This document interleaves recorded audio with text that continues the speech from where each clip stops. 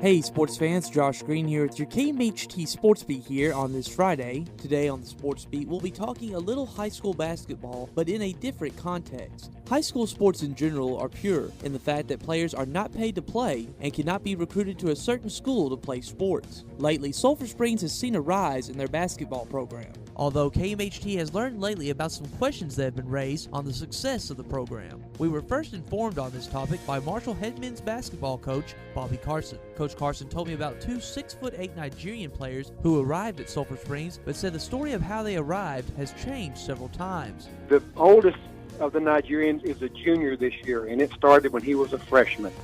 They both showed up at the same time. One was a freshman, one was an 8th grader. The 8th grade kid was not allowed to play because we were told he had a problem with a visa, and he wasn't even enrolled in school. And the older one played on the 9th grade, played on the JV as a 9th grader.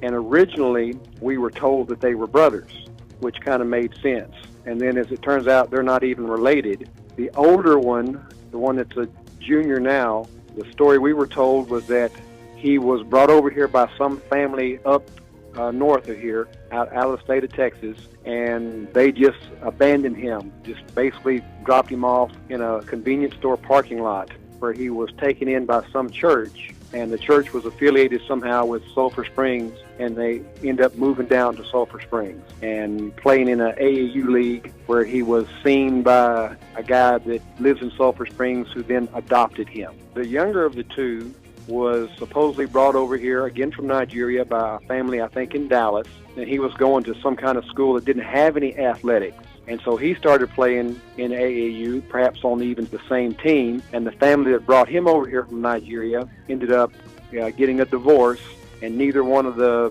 people apparently wanted him, so he was also basically homeless. So he was then adopted, I think, by the same man in Sulphur Springs. Coach Carson also commented on a young man that arrived at Sulphur Springs from Commerce. Then this past year at Commerce High School, there was a young man who was also playing on the same AAU team who was kicked out of sports at Commerce for his behavior. And his mother lives in Commerce, but he was taken in by a family in Sulphur Springs.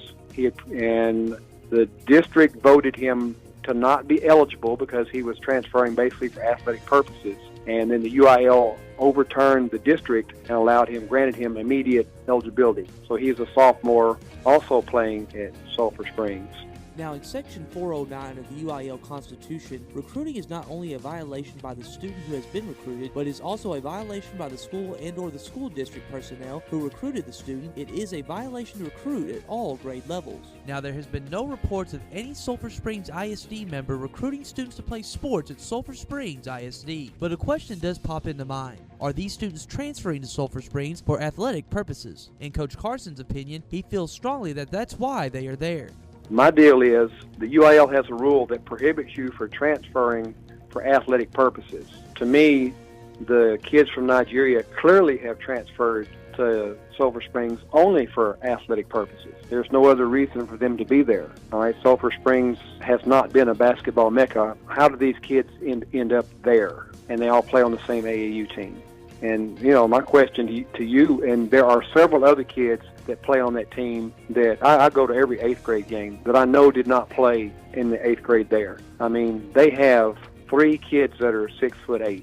That does not happen in many schools at all, and certainly not a single school in East Texas. It just doesn't happen. There's nobody in our district besides him that has a guy that's 6'8", and they've got 3. So there are also a couple of other kids that I'm not saying, for whatever reason, I know that they didn't play junior high basketball in Sulphur Springs. So I don't know where they're from. The story I got on one of them was he failed, and that's why I didn't see him playing basketball. Another one of the 6'5" kids.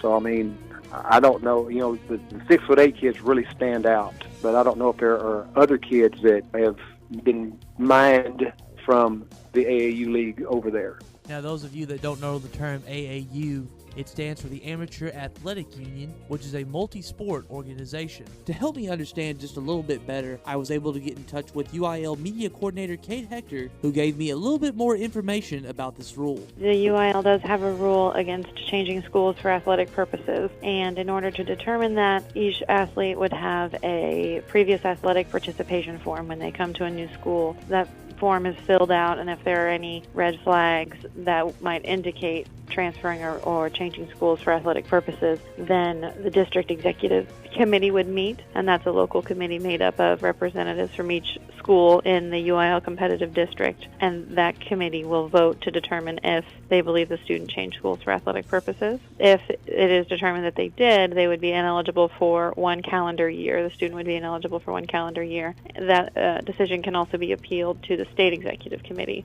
and the family or student could appeal the district executive committee decision at the state level. She explained to me that recruiting and transferring for athletic purposes are two different issues. So I asked her if a student athlete was coming from a league such as the AAU, which does include high school athletes, if that would be a factor the UIL would take under consideration in determining player eligibility.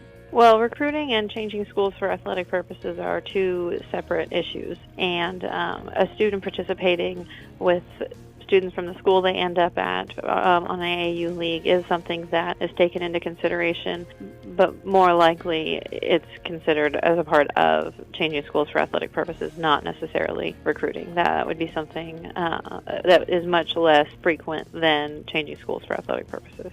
I then asked Ms. Hector, in the case where the student from Commerce, who was taken in by a family at Sulphur Springs and now attends and plays basketball for Sulphur Springs, who the district voted to be ineligible and their decision will be later overturned by the UIL, how that situation would work out in the UIL overturning the district's decision. But there are a couple things that could have happened. It could have been a waiver request, which is basically for one reason or another that student was not in compliance with eligibility rules, but because of circumstances outside their control, they can apply for a waiver and have that waiver granted, which would make them eligible. The other would be if it was a changing schools for athletic purposes case, ruled ineligible by the district executive committee, they can appeal to the state executive committee. And if the ruling is overturned at the state executive committee, then that student does become eligible. Ms. Hector then explained the difference between the appeal and waiver process. An appeal and a waiver are separate instances. So a waiver means that you're not in compliance with a rule, for example, the residence rule, and you apply for a waiver, and if the circumstances are unavoidable and outside of the student's control or the family's control, then they may be eligible for a waiver. An appeal would be if the district executive committee ruled a student eligible, then